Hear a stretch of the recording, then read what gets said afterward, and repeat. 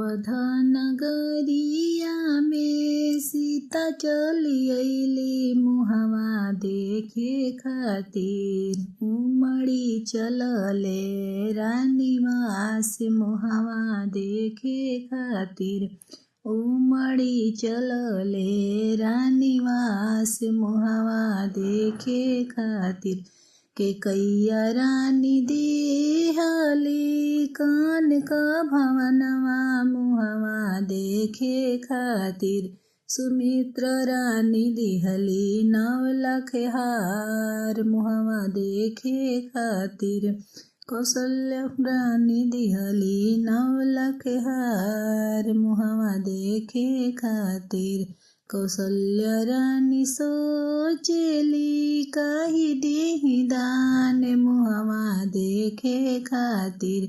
कौशिला के मानवा उदास मुहवा देखे खातिर।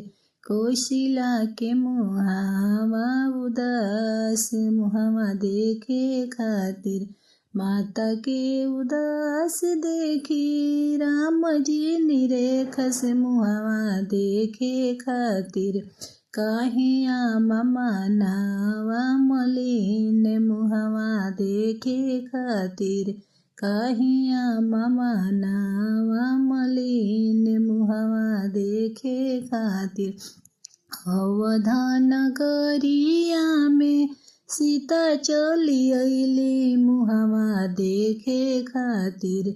उमड़ी चलले रानीवास मुहवा देखे खातिर। उमड़ी चलले रानीवास मुहवा देखे खातिर।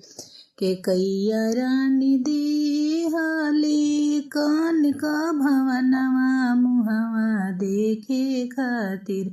सुमित्र रानी दिहली 9 लाख हार मुहवा देखे खातिर। सुमित्र रानी दिहली 9 लाख हार मुहवा देखे खातिर। हमरा बुझाते नइखे काई देहि दान मुहवा देखे खातिर। एही लागी मानवा उदास मुहवा देखे खातिर। एही लागी मानवा उदास मुहवा देखे खातिर। राम के हथवा माता सीता के धरवलु मुहवा देखे खातिर।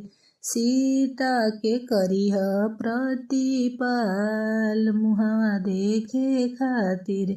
सीता के करिह प्रतिपाल मुहवा देखे खातिर।